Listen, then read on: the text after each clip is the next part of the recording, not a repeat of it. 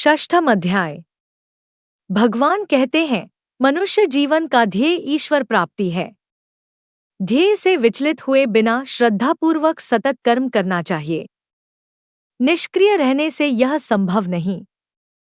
संन्यास भी योग की ही एक अवस्था मात्र है।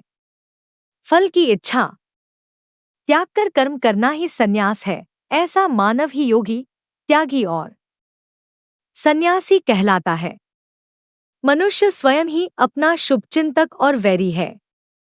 जो अपना तन मन जीत लेता है, जिसके वश में सारी इंद्रियां हैं, जिसको सुख दुख एक समान है, जिसे सर्दी गर्मी एक समान लगते हैं, जिसका मन उसके वश में है, ऐसे समदर्शी को सब में अपनी आत्मा नजर आती है और अपने अंदर सबकी आत्मा। ईश्वर प्राप्ति के लिए ध्यान अति आवश्यक है। इस अध्याय में बतलाया है कि ध्यान के समय आसन कैसा हो, वातावरण कैसा हो। इसी अध्याय में उन लोगों की नियति का भी वर्णन है जो साधना करते हुए पतित हो जाते हैं। बताया गया है कि किसी के भी अच्छे काम व्यर्थ नहीं जाते। 1 श्री भगवान बोले, सत्कारज कर और फल तज कर। नर बनते सन्यासी योगी, निष्क्रियता से यज्ञ बिना यूं परम अवस्थाएं ना होंगी। 2 सन्यासी बनकर रहने को योग समझते तात्विक ज्ञानी, सब संकल्पों को त्यागे बिन योगी ना बन सकते प्राणी। 3 योगी बनना संभव होता मुनियों को भी कर्मों कारण, पर योगी बन जाने पर फिर कर्मों द्वारा हो शम साधन। 4 करण भोग से निर्लेपी नर, जो कर्मों में ना अनुरागी, सब संकल्पों को तज करके योगी कहलाते वे त्यागी। 5 शुभचिंतक अरु वैरी दोनों, हर मानुष होता है अपना, उद्यम कर ऊपर उठ जाओ, अनुचित है नीचे आ गिरना।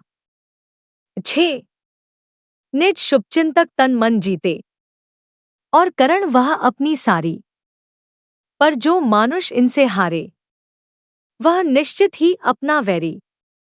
7 सर्दी गर्मी सुख दुख कुछ हो, पूजे कोई या दुत्कारे, आत्मविजयी शांत पुरुष की, आत्मा शांत अवस्था धारे।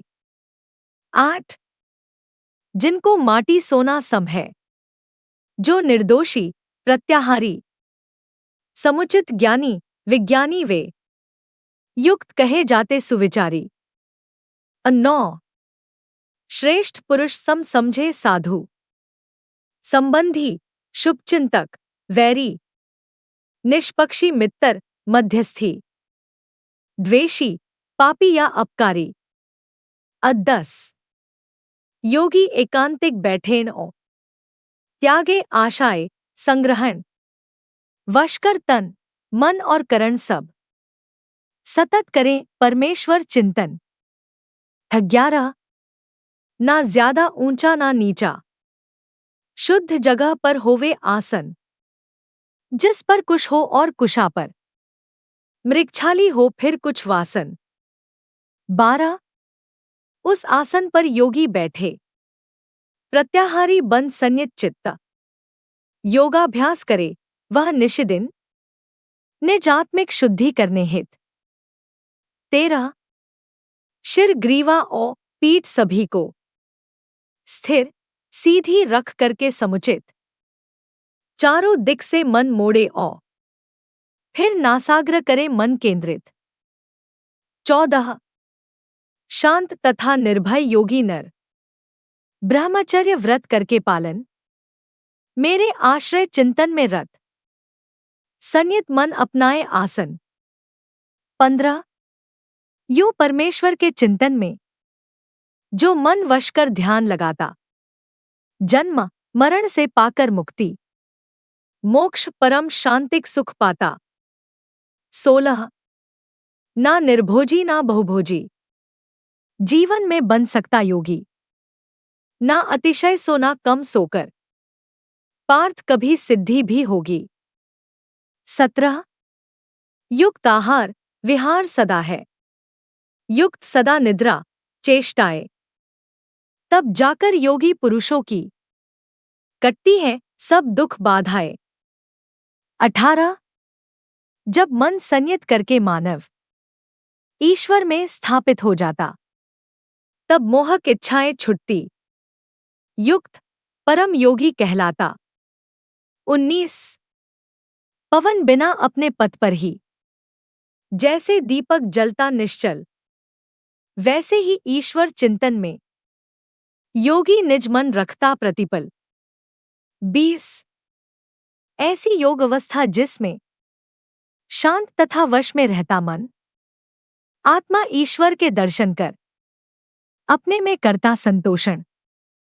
21 करणातीत परम सुख सच्चा, जब प्रज्ञा करती है धारण, जब सुख पर डगमग होने का योगी को ना रहता कारण। 22 श्रेष्ठ अवस्था जिसको पाकर रहती इच्छा ही ना किंचित, और जहां पर गुरुतम दुख से योगी जन ना होते विचलित। 23 हर दुख से निर्लेपी रहना योग अवस्था होती अर्जुन, बिन उकताए तत्पर मन से जानो और करो यह पालन। 24 सकल कामनाएं संकल्पज, जो इनको छोड़े नर नारी अपने नटखट मन द्वारा अनुशासित कर इंद्रिया सारी। 25 धीरज पूर्वक प्रज्ञा द्वारा शमन करें धीरे धीरे मन, नारायण में स्थिर कर इसको मनन करें केवल नारायण। 26 जिस जिस कारण उलझा करता लोगों का मन अस्थिर चंचल, उस कारण को ही तजकर ईश्वर में जोड़े यह हर पल। 27 शांत तथा निष्पापी योगी, शांत रजोगुण जो कर लेते परमेश्वर में रत होकर के उत्तम सुख पूर्वक वे रहते। 28 पाप रहित योगी इस भांति हर पल ईश्वर में रत रहते, सुख पूर्वक वे उसको पाकर अतिशय आनंदित हो जाते। 29 समदर्शी योगी को सब में अपनी आत्मा होती अनुभव, और उसे अपनी आत्मा में भूत सकल दिखते हैं पांडव। 30 मैं सारे भूतों में रहता, भूत सकल मेरे अंतर्गत, जो यूं समझे वे सब मुझको, और मैं उनको रहता दृग्गत। 31 सब भूतों में मैं समव्यापित, समझ मुझे यूं फिर जो भजते, वे चाहे जो कुछ करते हों केवल मेरे कारज करते। 32 औरों के अरु अपने सुख दुख एक समान करे जो अनुभव, सम समझे जो सब लोगों को, श्रेष्ठ बहुत वे होते मानव। 33 अर्जुन बोले सम्यक भावों द्वारा तुमने योग मुझे जो यह समझाया, मन चंचल है स्थिर ना होगा, समझ मुझे ऐसा अब आया। 34 मन चंचल मन थी बलशाली, यह दृढ़ है अतिशय जगतारण, इस कारण मारुत सम इसको वश करना अति दुष्कर साधन।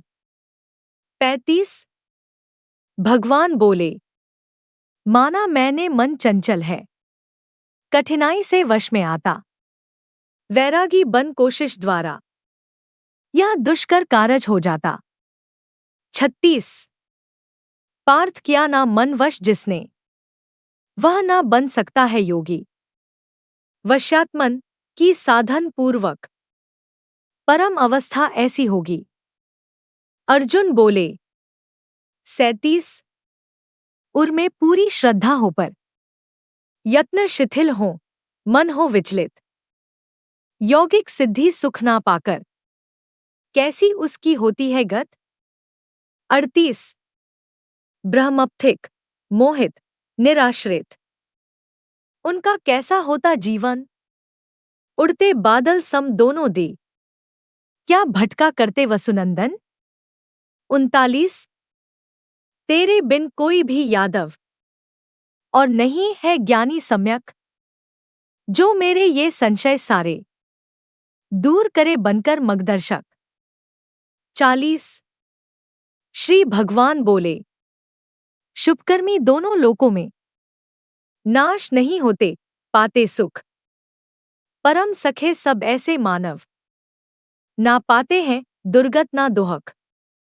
41 योग भ्रष्ट पर पुण्य पुरुष सब स्वर्गादिक लोकों में जाते वर्षों यूं रह फिर सुत बनकर अच्छे पुरुषों के घर आते। 42 या स्वर्गादिक सुख ना पाकर जन्मे ज्ञानी योगी के घर अतिशय वह दुर्लभ जीवन है सहज जिसे पा लेते वे नर। 43 पूर्व सभी उन संस्कारों को सहसा पावे उनकी धी फिर और इसी कारण वे मानुष शुभ कर्मों में होते तत्पर। 44 शब्द ब्रह्मा का मर्म समझकर शुभ पथ पर वे चलते सज्जन ईश्वर में आकर्षित होते योग भ्रष्ट पहले तप कारण। 45 बहुतेरे जन्मों में जब नर सम्यक साधन करता जाए सारे पापों से छूट करके परम अवस्था को वह पाए। 46 तापस ज्ञानी कामी जन से उत्तम श्रद्धायुत योगी जन इस कारण इस उत्तम मग को तुम अपनाओ अपना साधन। 47 सब योगी पुरुषों में जो भी भजन करे श्रद्धा पूर्वक नित वह योगी सबसे उत्तम है ऐसा मेरा मत है निश्चित। इति षष्ठ अध्याय।